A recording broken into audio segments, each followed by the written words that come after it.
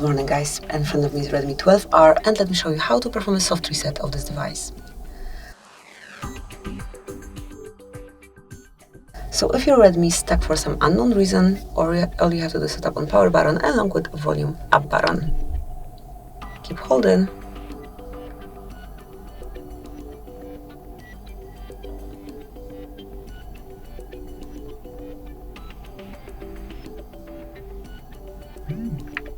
Now, once you feel the vibration and see the logo, you can release the button.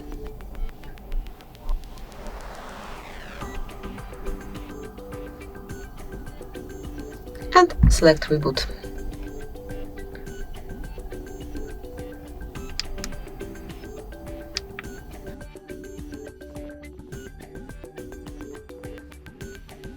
And that's it. Now you can unlock your device and smoothly use it again. So that's it. Thank you for watching. Please subscribe our channel and leave the thumbs up.